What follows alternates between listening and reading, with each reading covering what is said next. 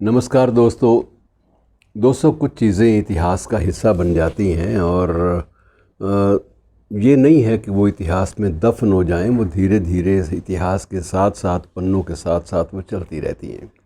ऐसी एक दास्तान है अमेरिका की चर्चित स्टैचू ऑफ लिबर्टी की। ये इसका नाम आपने सुन रखा है। मैं नहीं समझता कि जो भी आदमी पढ़ता लिखता है वो इस नाम से नावाकिफ़ हो। और मित्रों, स्टैचू ऑफ लिबर्टी जैसे कि नाम से है और जिसकी जो स्थापना का जो स्थान है वो अमेरिका में है, इन दोनों बातों से ज़ाहिराना तौर पर ये आता है कि ये अमेरिका में अमेरिकियों द्वारा बनाया गया कोई स्मारक है। लेकिन कहानी दिलचस्प है। इससे पहले उसका ज़िक्र करना बड़ा ज़रूरी है, और वो इसलिए भी ज़रूरी है कि अब इसको बने भी 100 साल का अरसा पूरा हो रहा है, शताब्दी वर्ष है इसका भी।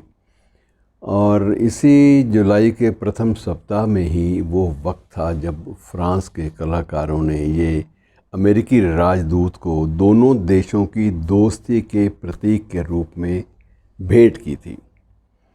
ये बार्थोल्डी नाम का एक कलाकार था जिसने इसके लिए फ़ंड जुटाने के लिए, कोष इकट्ठा करने के लिए अमेरिका की यात्राएं भी की।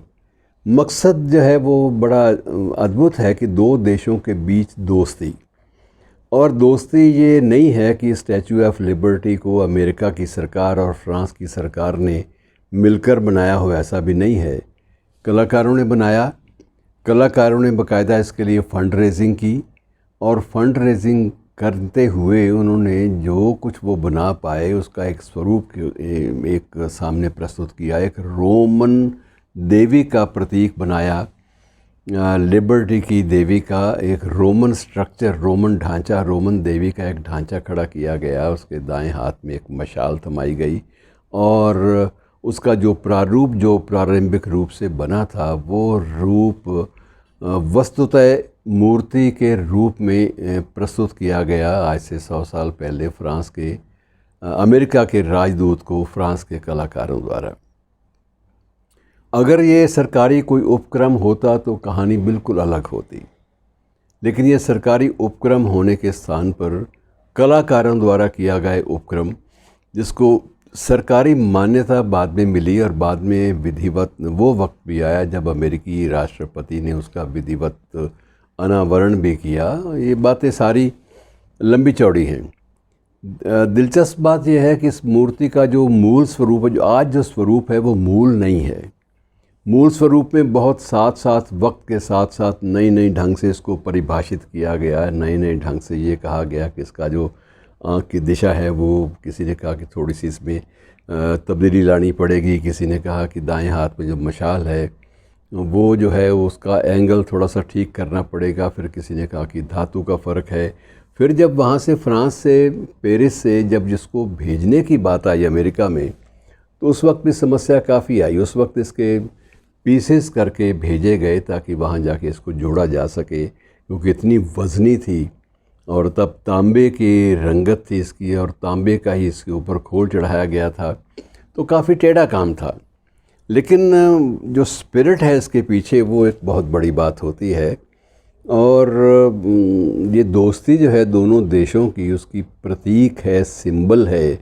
और ये भी एक हकीकत है कि 100 सालों में सरकारों के बीच में तो कभी कोई टकराव थोड़ा बहुत आया भी हो, लेकिन लोगों के बीच में कभी भी टकराव या कोई मनमुटाव की बात, संभावनाएं बिल्कुल ख़त्म हो गई। अब कई बार ऐसी बातें देखकर कई बार ध्यान आता है कि क्या हम जो देश के लोग जो दो हिस्सों में बटे थे, क्या कभी ऐसा हो सकता है कि पाकिस्तान के लोग जो वहाँ के वाकई ईमानदारी से सोचते हैं, जो वहाँ की इस वक्त सोशल मीडिया की जो हालत है, जो वहाँ पर भारत के समर्थन में और भारत से दोस्ती के समर्थन में बहुत सारे संदेशे जो हैं वो उजागर होते हैं, और यही स्थिति भारत में भी है। यहाँ भी एक बहुत बड़ा वर्ग जो है वो अपने अतीत के रूप में पाकिस्तान के बहुत सारे स्थानों को देखता है। तो ये सारी चीज़ें, क्या कभी कोई ऐसा वक्त भी आएगा कि यहाँ के भी एक देश दूसरे देश को अपनी पुरानी यादों का कोई संस्मरण, कोई प्रतीक प्रस्तुत कर पाएंगे? ये कल्पना बड़ी अच्छी लगती है, लेकिन फ़िलहाल वही सियासत वाली बात होती है, राजनीति वाली बात होती है कि राजनीतिज्ञों को ये बातें कहाँ हज़म होती हैं। दिक्कत वही आती है जब नफ़रत फैलाना, घृणा का माहौल बनाना, जब एक बिज़नेस प्रपोजिशन में बदल जाता है, जब वो एक व्यापारिक प्रस्ताव बन जाता है, जब लोगों को लगता है कि इसे एनकैश कराया जा सकता है, इस नफ़रत को, इस घृणा को एनकैश कराया जा सकता है और इसके बूते पर बड़ी अच्छी ज़िंदगी बेहतर की जा सकती है, तो वो सिलसिला बहुत ख़तरनाक होता है।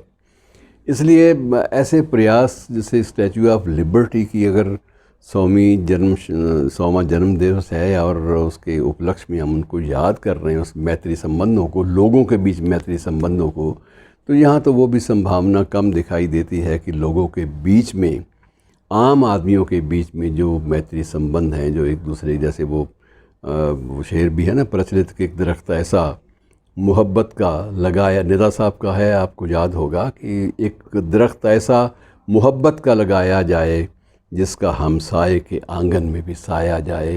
तो क्या वो दिन देखने को मिलेगा?